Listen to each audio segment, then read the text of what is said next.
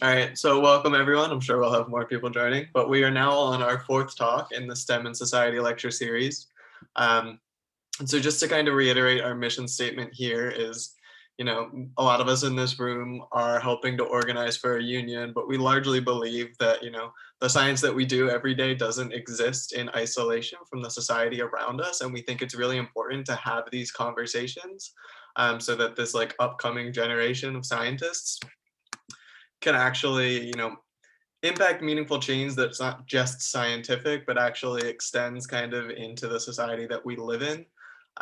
You can always have discussions about like funding sources and this, that, and another thing. So we've been inviting various speakers to kind of talk about the way that their research can impact the community around them. And so today we have two speakers, Sinan and Abhishek, who are going to be talking about breaking out of silos in research. And you guys can take it away from here. Awesome. Thanks a lot, Brian. So our original talk was called Breaking Out of Silos in Scientific Research, but here we're going to offer a little more humble title of Trying to Break Out of Silos in Research. And we're going to be talking mostly about our research in our respective departments in citizen science, and also drawing a little bit on our friendships for building community. And then we're going to be talking about theories of change. I want to give a huge shout out to GSOC, the Graduate Student Organizing Committee, and the three talks that we are following. It's a really tough act to follow because all of them were amazing talks. I'm going to drop a link to all of those talks in the chat. Shout out to Emily, Kim, and Jorge. I feel like I learned a lot just listening to those talks. And if you haven't checked them out already, you definitely should. They understand the political implications of the research that they're doing and the work that they do as grad student researchers. And we're hoping that we can provide a little bit of that as well. Um, as Audre Lorde said, sometimes we are blessed with being able to choose the time and the arena and the manner of our revolution, but more usually we must do battle where we are standing. And this is our attempt to reckon with where we are standing and trying to figure out ways in which we can do battle. So a little bit about us. My name is Abhishek Viswanathan. I use he, him pronouns. I'm a PhD student from Bombay in India, and I'm a third year PhD student in the School of Computing and Information. Hi, folks. My name is Sinan Dogan. I am from Istanbul, Turkey, and I use he, him pronouns, and I'm a PhD student at anthropology and gender studies at Pitt, just third year as well. Okay, so we have 4 subtitles. We're gonna probably spend less than like 7 minutes for each, so please hang in there. First, we want to talk about where we are, or even though you might not be in it, what we've been through, what is university, what it does, and how we can perceive it differently in order to understand our alienation from our work, from one another as humans, as workers. And as also our specific research topics, citizen science and environmental justice, how these are evolved within the university as well as despite or against the university. And finally, we are going to humbly try to intervene with our own theories of change by critiquing awareness raising or damage documenting kind of research and activism surrounding that. So let's start with university, what it is and what Pitt is. Before we start, these are just like some questions to chew on for those of you who are from a university. Just some questions to ask yourself during the course of this talk. Maybe what is your relationship to the university, and what is your relationship to your department specifically? And then maybe thinking about what your relationship might be to other departments that you don't take classes in or do research in or talk to at all ever. What resources do you have access to that other people might not have access to? And how do you work both within and without the university? These are just like some questions to ponder on as we talk about pretty much like a wide gamut of topics. So let's start with the university context. Oh, okay. So what is university as an enterprise? We want to start with the like provocative one. University is a criminal enterprise. It does crime. What crime it does? First, it appropriates knowledge. It appropriates indigenous knowledge. It appropriates the immigrant knowledge, as you can see in this example, and it makes it their own. It uses the methods invented and used and refined and still being refined by the parts of university that don't take the credit. We will talk about all of these, and appropriates the labor, simply who do the labor, who are actually doing the work of teaching and researching and learning, which is also a kind of work, and care work in order to create like cleaning, cooking, and maintaining. We tend to be communities of color. We tend to be women, and we tend to be immigrant and so on, whereas those who take the credit, who are cited, who even in radical circles, the creators of radical knowledge, are not.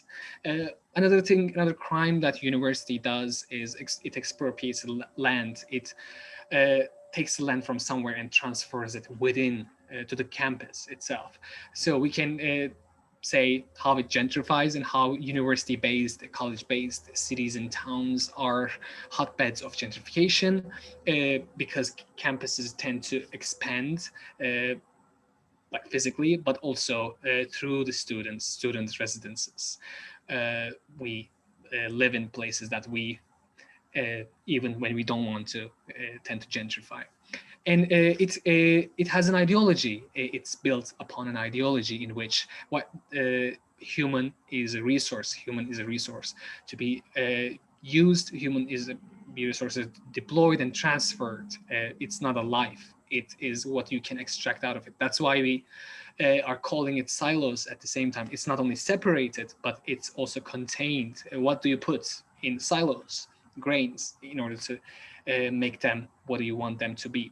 And one great example of this is bullshit jobs, what anthropologist David Graeber talks about. Since the 1980s, even though student enrollment boomed in universities across the world, the number of teachers, researchers, readers just increased, or at best stayed stagnant. Whereas provosts and vice provosts and those things that we don't know what they do, they don't necessarily either increased, boomed as well, and each one of them has their own goons, their own secretaries, their own people who create the paperwork.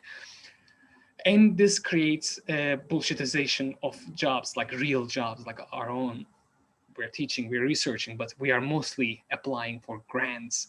We are mostly reviewing stuff, and we are mostly creating those paperworks around our students and our work, our supervisors and so on. And our work has increased. They didn't make our job easier. They didn't manage in order to make, like, give us more free time to do our own thing.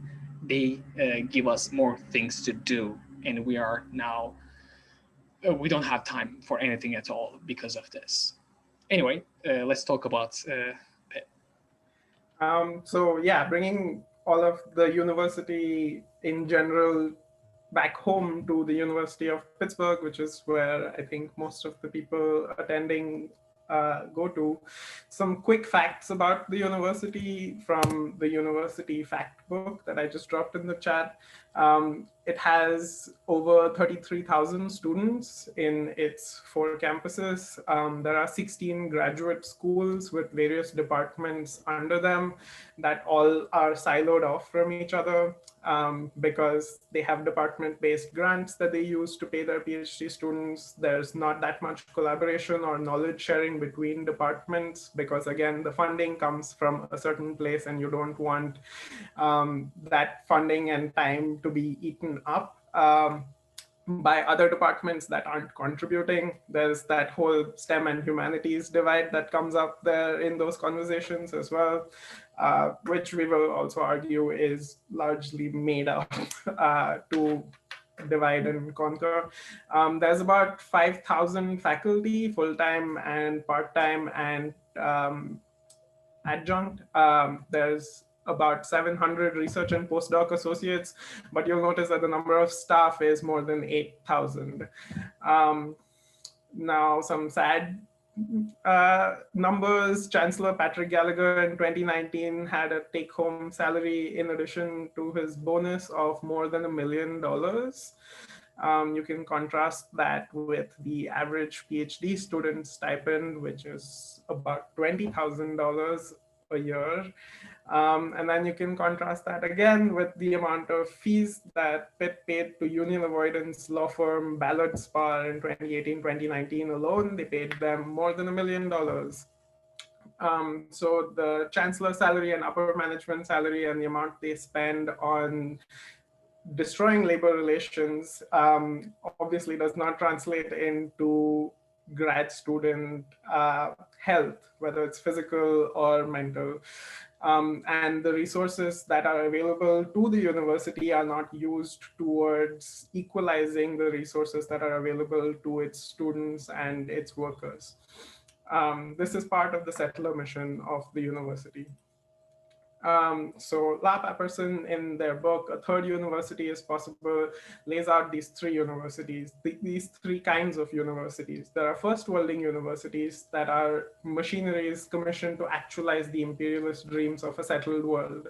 Now, those of us who are not fans of imperialism or settler colonialism can clearly see that first worlding university is maybe not the way to go. But there's like a more innocuous way in which universities, through their critical studies department and through scholarly critiques, documenting damage and raising awareness, desire to humanize the world with their resources. They find a more genteel way to colonize a world that is so much more than just human. And so they propose a third worlding university, which is in essence a decolonizing university. Now, I'm not using the word decolonizing in its usual laissez-faire use of the term. Decolonizing is a specific thing of rematriation of land, regeneration of relations, and the forwarding of indigenous, Black, and queer futures. This is a process that requires countering what power is currently up to in our world today. And they argue in their book that this third university is possible given the resources that people within the university have at their disposal. And so we want to make it pretty clear that we don't speak of decolonization as some abstract project that flattens the differences between social justice work and the specific process of decolonization. Sinan? Yeah, so I want to just point out a small thing here that is like what's the difference between what we usually do in our activism or what we perceive as activism, that is social justice, trying to live better lives and try to create better lives for most vulnerable of the society. It's not the decolonization. It might be included in the decolonizing work. It can serve or might not serve to decolonization, but decolonization or evolution of the white supremacist society is a completely different thing. It's completely different imagination than dreaming about the better settler colonial states or just colonial state. So calling it's decolonizing our, curriculum, decolonizing our classrooms, decolonizing mental health or whatever, these uses of decolonization takes a settler or colonist to the position of innocence, which is, as Lewis Gordon says, irrelevant for most of us, especially for Black and brown bodies, because as you know, when a Black or brown person commits a crime, people don't think what's the evidence of that crime, but rather start from how they were an addict, how they were immoral, how they were already a criminal. So presumption of innocence becomes a presumption of guilt, and then we need to prove how they weren't guilty. Whereas in the settler colonial or white context, it is, oh, they didn't mean that, so we need to prove racism happened, and we need to contain it within the racist actors. Therefore, these are people are racist, not the system is racist. And we point to people anyway. So we'll talk about that as well. I just want to make that clear in our context. These are obviously contradicting things. Okay, so societal context, alienation, what is it? Like, I'm going to go with that. So alienation, this is very fundamental 4 aspects of alienation from the Marxist literature. Alienation from the product of labor. In this context, our own research, what we produce becomes a possession of the another. This another can be anonymous. This another can be a person or persons, in this case of working in big laboratory and not getting the first authorship for our own research, or just writing paper, or not getting rights from its sales and giving it to some company like Wiley or Sage or whatever.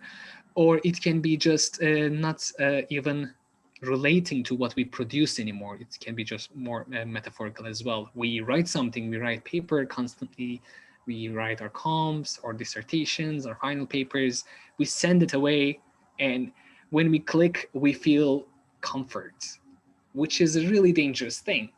And I want to take it to process alienation from the process of labor. We lose the control over our life activity. What we do, how we define ourselves usually is, I'm a PhD student in this, I'm a researcher, I'm a teacher. And when we lose the sense of our life activity, that is our labor, it becomes an alien power, and activity itself gets a bad name. We are tired of it constantly, even though that's what we want to do. And we tend to avoid it, that kind of work, when we are our own in our free time. Free time itself tends to become equated with freedom from activity. So we do it's leisure time. And because activity is the compulsion, we had to do it. And freedom is equated with the opposite of action and production. And freedom becomes something that is consumption, or just passive, just mindless fun, or just blowing off steam. And therefore, we are, okay, I'm going to talk about a couple of more things, Abhishek, there, if you, just briefly. Lastly, it is the alienation from society. As we cannot communicate with our own work, our own selves, we cannot even communicate with one another. In our case, in our departments, we don't know what each other is doing in terms of research. What are our passions in terms of that research? And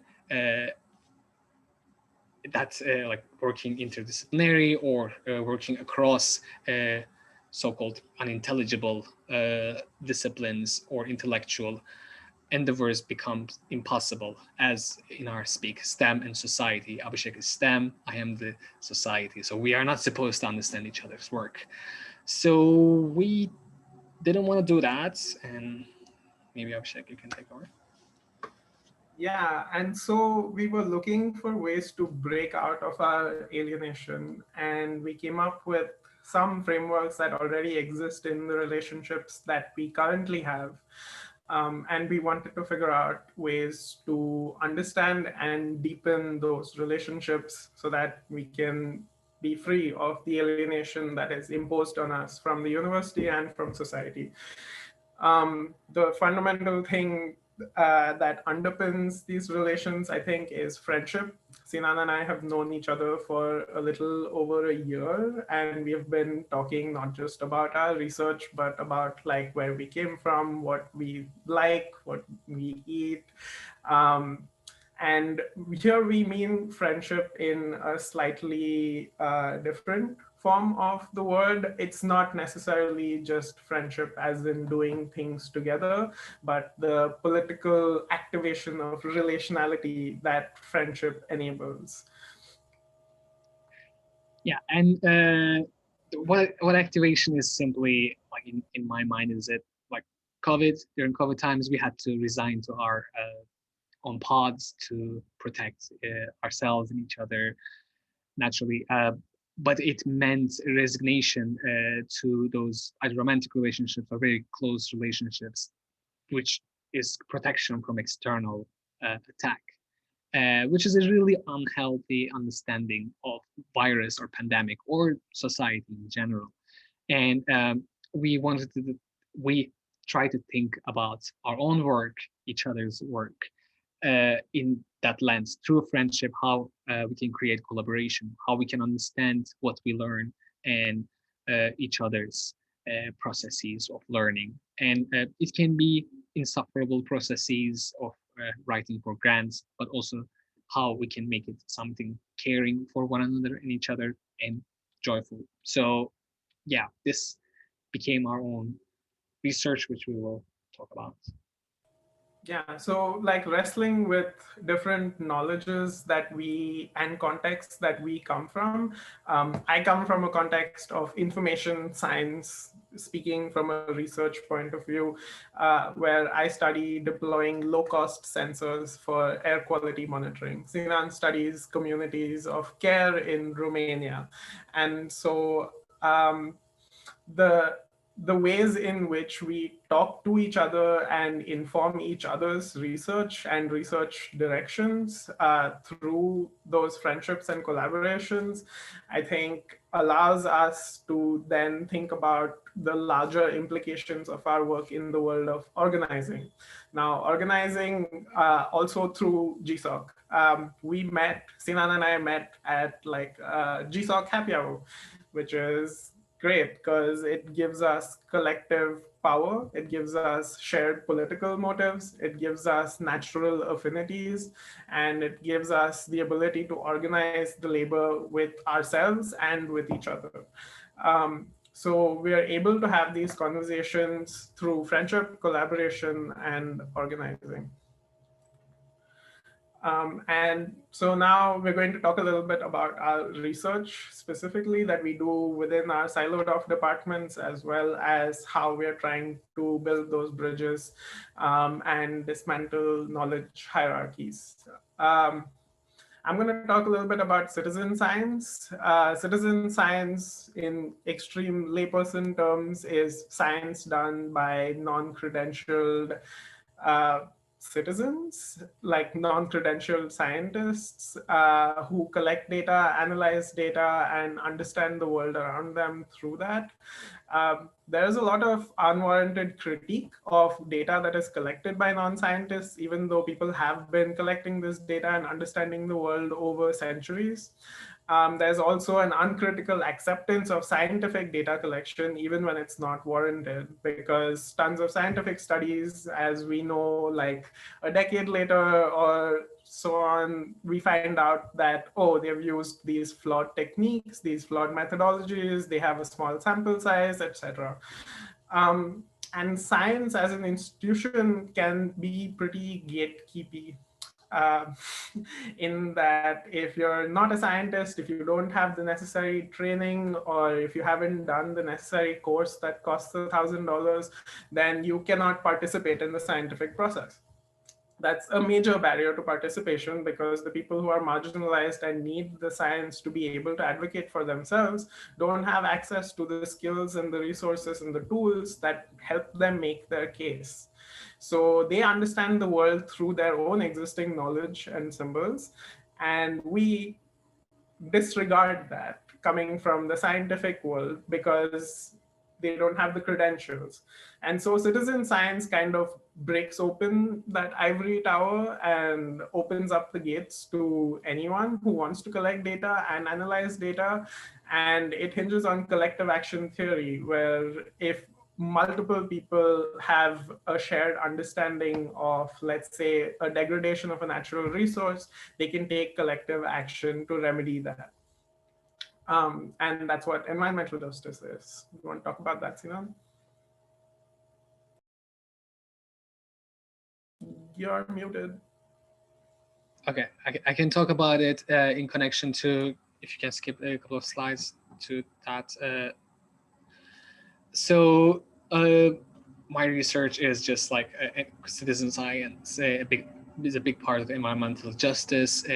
What I'm working on, as Abhishek said, I was working on kind of a communities of care within the context of environment in Romania, but it became something different because I was told that anthropology is something that you go outside and it's the colonized gaze. You are trained, you have the knowledge of the world, and you go somewhere that you don't know to observe the savages or the suffering people, which is another version of savages. So I'm focusing now on Pittsburgh, where I live, and which air that I try to inhale, even though it's difficult. Then I'm working Braddock and Clareton in terms of environmental justice. So what's environmental justice and environmentalism of poor? It's something that is coming from a critical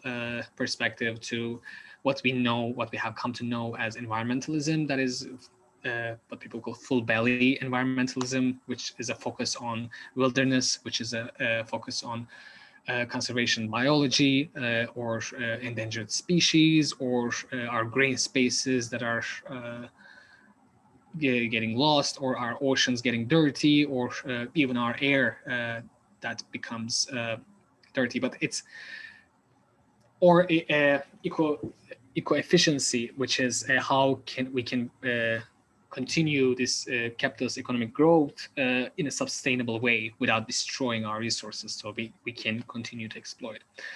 So environmentalism of poor, both and neither of these at the same time, because yes, wilderness and green spaces and keeping the air we breathe, keeping the spaces that we can enjoy is important, as well as sustainable provision of our needs as human beings, as society is also important.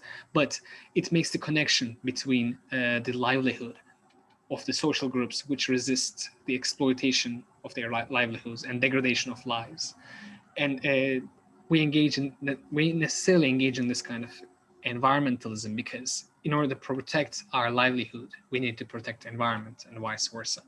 So my focus is a nexus of mental health and environmental justice. We can see it in the concept of eco-anxiety. When people talk about eco-anxiety, people think about Greta Thunberg or other images that needs to be protected.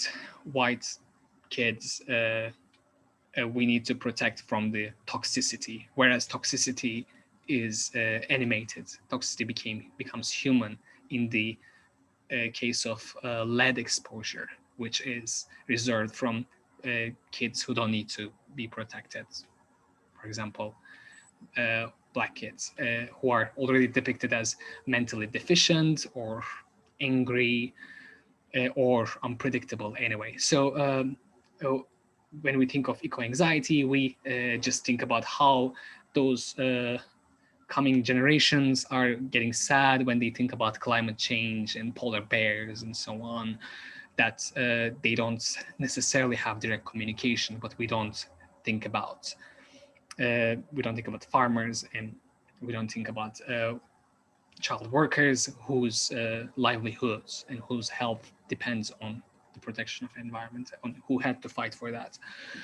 So another thing about that is environmental justice also, unfortunately, focused on damage-based research, which is like documenting how there are disproportionate exposure to environmental harms and hazards in the communities of color, which hasn't been necessarily a practical or let's say consequential to the movement, because we couldn't mitigate it since the beginning of the environmental justice, and we can just talk about a handful of victory stories. So we need to think, we need to move beyond the suffering understanding and our understanding of ourselves as communities of color or marginalized people as only suffering subjects, and focus on survivance, focus on care, and focus on how we do today abolish the institutions of white supremacy by creating our own networks and acts of care. Okay, so we can move to yours. Yeah, and one way to achieve some of those things and return power to the communities that are impacted, so that we don't just document damage, we don't fly into communities that are marginalized and document their damage and then publish it in Elsevier, is through citizen science. And this is where my research comes in. This is a social sensing system that I've been trying to design, which basically consists of manually operated sensors, automatic sensing systems that measure air quality, temperature, pressure, other environmental metrics that are useful for understanding the environmental conditions that you live in. And all of these are connected through a social media platform, and there's data analysis that happens online to enable knowledge production through the community.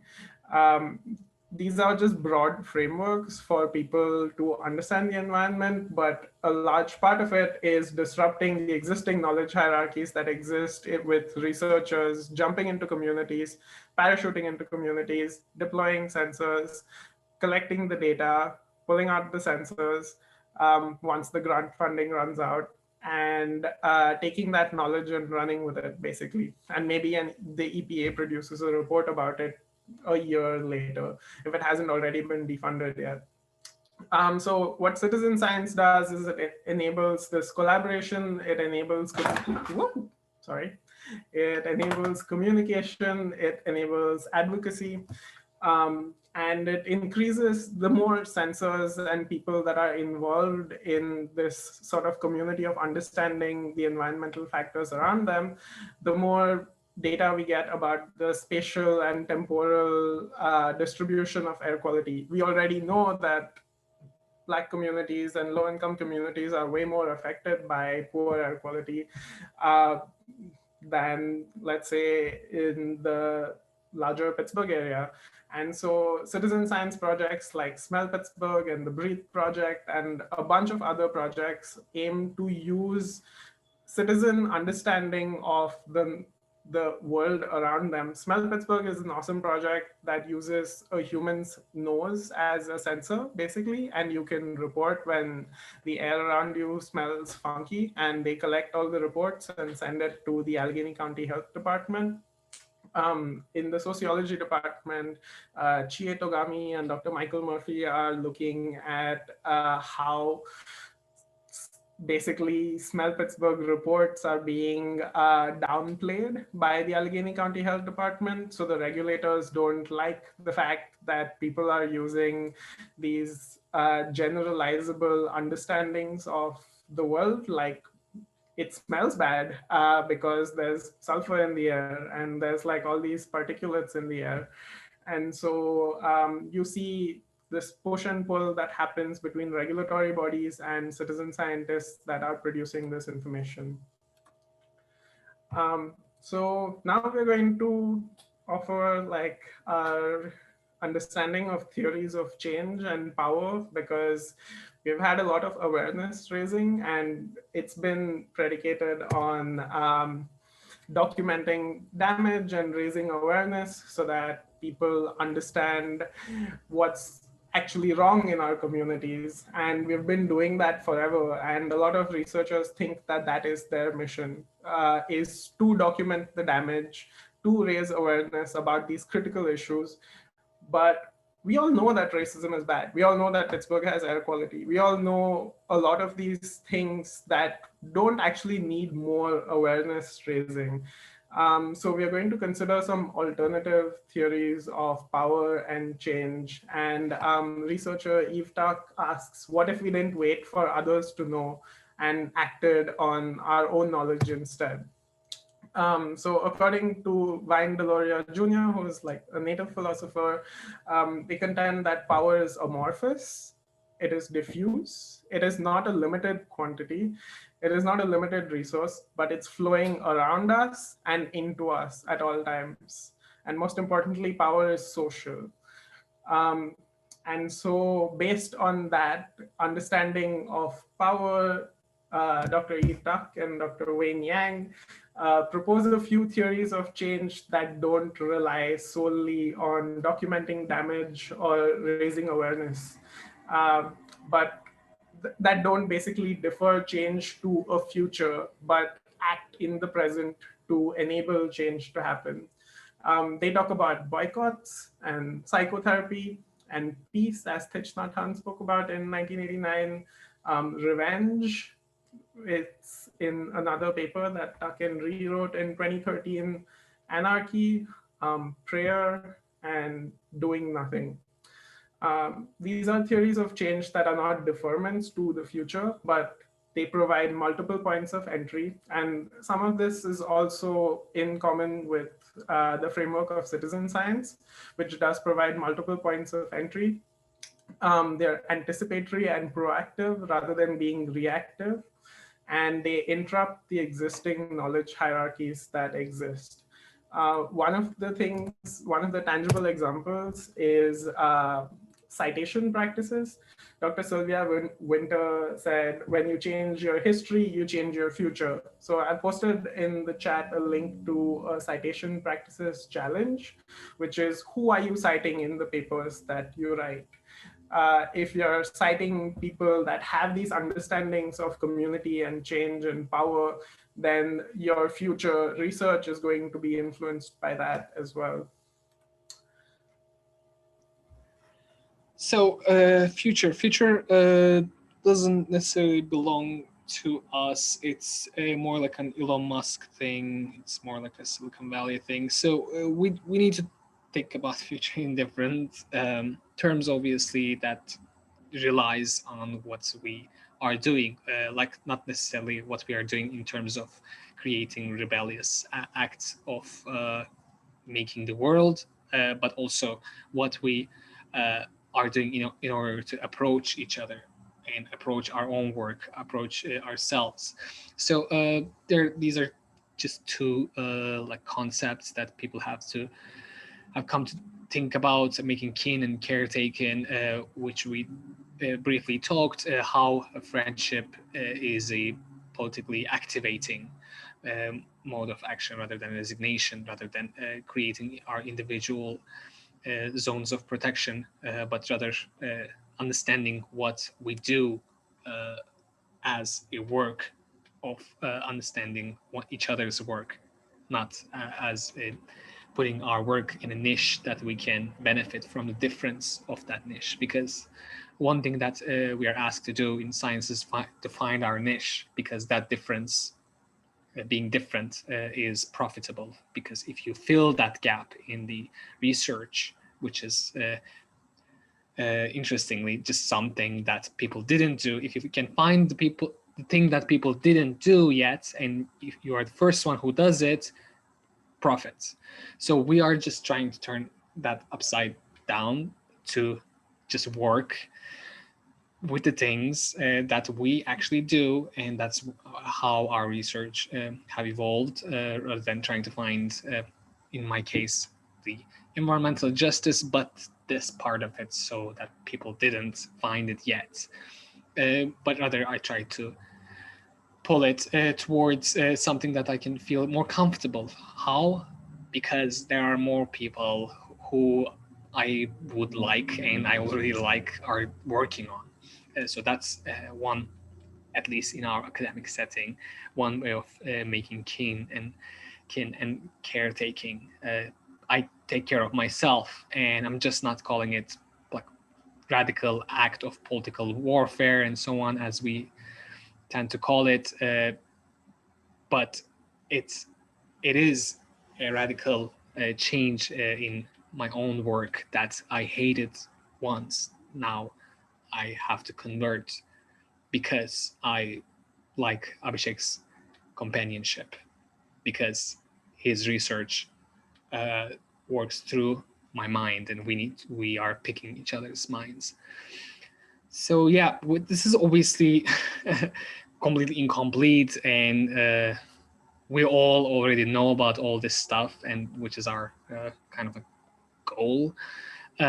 So we try to experiment and like mishmash terms with one another and use a couple of them provocatively. So it will be meaningful with your contribution and comments and questions. Thank you so much for listening to us. Hey, thank you guys for the talk. I definitely have some questions, but I can open it up to the audience first, or if no one else has questions, I can get us started. It's a small enough group that if you do have a question, you can just unmute yourself and jump in. So yeah, I don't know, the floor is open. Can we stop the sharing, Abhishek? Yeah, that's fine. Can you do that? I have a question. That's okay. So first, number one, where did you design your slides? They're so beautiful. Second, I want to hear your opinion on the relationship between PIT and UPMC. I've been noticing in our organizing work that we very rarely talk about the relationship between PIT and UPMC. And since UPMC brands itself as nonprofit or a community of care style thing, I would really like to hear your perspective on how that fits into the hierarchy of power and where money is going at PIT, stuff like that. So I might just put out a couple of things that I've been thinking about. That, like, first of all, use of care is becoming something that's more and more popular, especially with the COVID. So it's like termed care washing. Pretty much every company now is a caring company, so they're not going to use it anymore. That's a good thing, because neoliberal co-optation has its limits. If everybody co-opts it, they can't compete with one another anymore if they're all talking about care. And that's an interesting thing about like relationship between PIT and UPMC, because UPMC means University of Pittsburgh Medical Center, as if it's literally this hospital there that is a part of our campus, but they're so strictly like they're keeping their tabs different from one another in a way that they don't even give money to each other, is very striking, because this violence they do to us by appropriating our land and keeping our health away from us, like lobbying against Medicare for all and all that, as well as like charging exponential amounts of money, is they are doing to themselves as well, because keeping power to yourself is the most important thing. And yeah, I think that's really important, how that difference is playing out in terms of labor, because in labor organizing, like officially we can't work with UPMC. There is like no way to working besides like sending good spirits and so on. But also we can't really come together to the similar places, because our locations have become so confusing from one another. I don't know what, Abhishek, do you think about like where these places, where these institutions are placed within the geography of Pittsburgh? And yeah, I think PIT and UPMC have strategic silos. They share a lot of things. For example, in the fact book, you have all these schools. These are the graduate programs. You have the School of Pharmacy, you have the School of Public Health, you have School of Medicine and Nursing, and all of these have large crossovers with who UPMC hires. So there's like a definite pipeline there where the people who can afford this education, and you can see all of these extremely large numbers here, who can afford to go into debt. Those people who can get a University of Pittsburgh education can then go into the University of Pittsburgh Medical Center. And although Pitt is not a monopoly in terms of universities in Pittsburgh, UPMC is very much a monopoly in buying out all the other medical practices in not just Pittsburgh, but Pennsylvania in general. And it's the largest employer, and it's a nonprofit, but they're, like our chancellor, their CEO also gets an exorbitant $1 million salary. I think it's probably more than that. But the strategic siloing, I think they share a name, and they share a common pool of, let's say, human resources, but they, for tax purposes and for nonprofit status purposes, they are separate. So I think like they're technically similar institutions, but they operate separately whenever it's convenient for them. It's kind of like how Pitt is a public-private institution, I think. Yeah, and like the last thing maybe is just UPMC consolidates its monopoly through mandatory customers that are Pitt workers. Like you gave numbers like thousands, tens of thousands of people, staffers, grad students, faculty, and their dependents, and so on. We are mandatorily members, like we are choosing mandatorily UPMC, which creates that monopoly on health, or tripoly or whatever in Pennsylvania about it. So, okay, so Bonnie asked the question, can I jump into that? Citizen science? Yeah, please, I was gonna. Okay. How do we distinguish denizen science as a tactic of survival versus empowerment, especially the potential for false optimism in the language of data? You want to start, Abhishek, or? Go ahead. Okay. So like one thing obviously came to my mind is smell Pittsburgh, because you were talking about it. I was like kind of less optimistic about what it is and what it can do besides what it is not doing, because how CMU, Carnegie Mellon University, who developed mostly smell Pittsburgh, developed it, because it's not a regulatory practice. It's not a regulatory institution. It is just out there as an example of citizen science with no strings attached. It doesn't mean anything because it's not connected to like either regulatory purposes or a group of action. So a lot of there are a lot of collaborators, NGOs connected to Smell Pittsburgh. And when you go to their board of directors, you're going to see pictures of the directors, and you will understand what I'm talking about, like those NGOs, who those people are. So Smell Pittsburgh is not necessarily connected to any social movement or governmental agency. So the problem with that is it creates this politics of ignorance, because it is created to do not necessarily anything. It actually doesn't do much.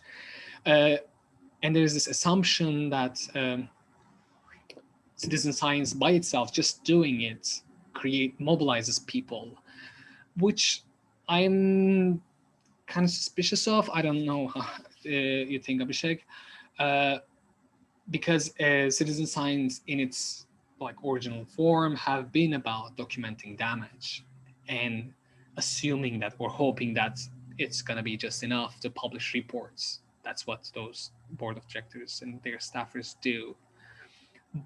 So we are trying to think of ways in which how radical activists or whatever we can do citizen science as we are, and how we can take the citizen science idea to communities to see what people think about this. Because if it doesn't make sense, we don't need to pursue it. There's no sanctity about citizen science or the idea of environmental justice. Yeah, I agree with that. And I think I'll just add on, because Bonnie asked about the potential for false optimism in the language of data. I think citizen science by itself is kind of putting your work into a bottomless pit. You can collect as much data as you want, but if that data isn't actionable and you're not doing anything about it, then it's kind of meaningless. So in a world where the language of data is spoken by so few people, usually researchers, and knowledge production is again restricted to scientists and researchers, I think citizen science offers a way to think about knowledge production outside of just those scientific paradigms. In my research specifically, I speak about a social sensing system, which is citizen science, but with a collaborative understanding of all the data that is collected by the citizen scientists. So kind of like with the interplay between neighbors discussing their air quality, they can try to figure out what's happening by themselves without that false optimism creeping in. Again, there people can like jump in and say, oh, the air quality is so much better than last week, and sort of come up with that false optimism. But I think in a community-based approach, there's a lot more avenues for dissent. As soon as people say something like, oh, last week our air quality was much worse, this week it's much better, people can jump in and say, oh, but look at the longer term trends of air quality, and look at Clairton Coke Works that continues to operate with immunity, look at these settlements based on the violations of the regulations, etc. There's tons of knowledge out there, and the people who are affected by it can be advocates of it. And I think what we as researchers can do is ask them what they want to do and try to use our skills and resources to create frameworks where they can do that better. And not just like parachute into their communities and say, you're going to measure this, and then we're going to take it to the city council person and do this. If nothing happens, nothing happens. That I think is the doing citizen science for the sake of it versus doing citizen science as an actionable thing. Can I piggyback on that with a question? So specifically, like, how does citizen science interface with kind of this scientific literacy? Like, I like how you mentioned that these are general observables, like the air smells weird, or you can visibly see smog, or like equivalents with water tasting bad, or like maybe not looking clear, versus this need for somewhat more technical and often expensive instrumentation that requires, you know, some degree of scientific knowledge to interpret. So just kind of like how these two ideas contend with each other.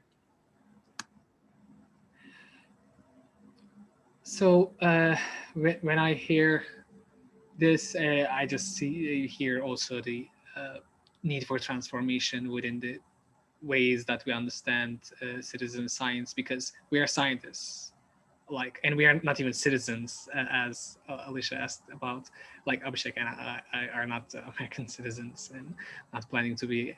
And we are like literally institutional scientists working, employed in this university of gentrification or whatever. So the way that we talk about citizen science is necessarily something hypocritical, like there's institutional hypocrisy in it. So we need to, like, we cannot get rid of this contradiction. We cannot get rid of this conflict, and we shouldn't. But it is, so the way that we understand each other as scientists and researchers, and how we should alienate ourselves from this idea of being a part of university and working in the university towards happening to find a job in university and working as friends and comrades, or whatever, working as like Pittsburghers, even though we are new here, is important. So pushing ourselves to making kin within the city, within the localities, through, like, we are citizens who are doing the science because we are breathing this air, and we are living in those neighborhoods, and we should live in those neighborhoods that are affected from it. It doesn't necessarily mean that we shouldn't go to neighborhoods that people like us, grad students, live, or something like that. It's not an easy solution to go to, environmental justice communities and gentrify them is not necessarily the answer. But the idea of ourselves as grad students who work in laboratories and associating with the, let's say, goons of colonialism rather than locals here who we want to work with, understand what we can contribute to our own livelihoods first, not to help another person, not to amplify their stories or their narratives by listening to them and so on, is something that we need to work on. Because if we assume that there's no distinction, or if we assume that, oh, we hold the resources, they don't, and we are goodies, therefore we need to take our resources there and empower them and mobilize them and help them. It's, it's a very known story which didn't work out for people. So yeah, we need to work on that contradiction ourselves. I don't know how, but working on it. What do you think, Abhishek? Yeah, I guess I want to continue that with Hillary's question about how friendship plays into this whole thing, and the political activation of relationality, which seems like a jargony way of saying find cool friends who you can be in community with, and then just use some of the time that you'll use while hanging out to figure out ways in which you can contribute your specific skill sets towards overthrowing these institutions that oppress us.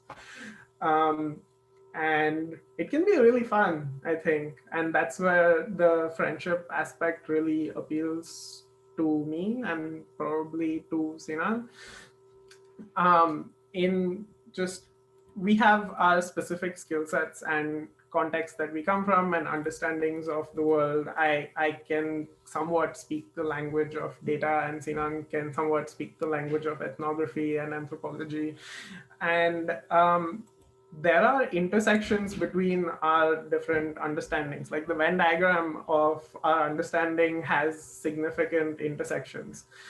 And so we can like just poke and prod those intersections, even when, I don't know, we're not fully sober, to see where those intersections lead and the power that's nascent within those. Like you can dig deep within those intersections of knowledge, and even like the work that you do to figure out weak points to topple institutions that oppress us.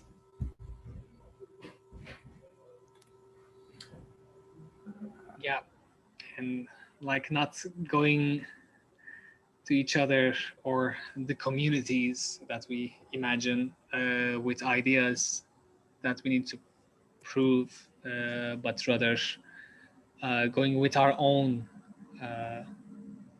ways of doing it, and seeing how people do it, in order to not to like put ourselves in distance, and we need to respect their ways and so on. Like there's no our ways and their ways. Yeah.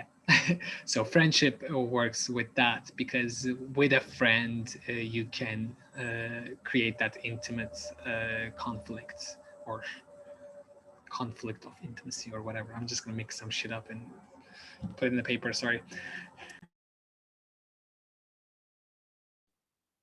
We are coming up on an hour, or we're just past an hour now. I think there may have been more questions in the chat. Not sure. There's a lot of chat stuff. I don't know if there's anything we want to answer there. We can definitely keep the discussion going, or if everyone has, other meetings or work that they need to do, we can end. But either way, just thanks again for giving this talk. It was really awesome. And I think I love the discussion all these talks seem to generate. So yeah, I mean, if there aren't any other questions in the chat, I don't know if we answered all of these either directly or I indirectly. can quickly talk about Alicia's question about the connection between the citizen of citizen science and the state. I think like before the settler colonial state came into being, the science that was being done was very different.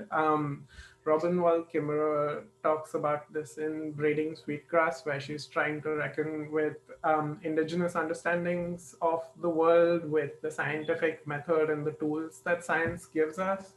Audre Lorde also said, look into the heart of the machines. Oh, even when they are dangerous, examine the heart of those machines you hate before you discard them.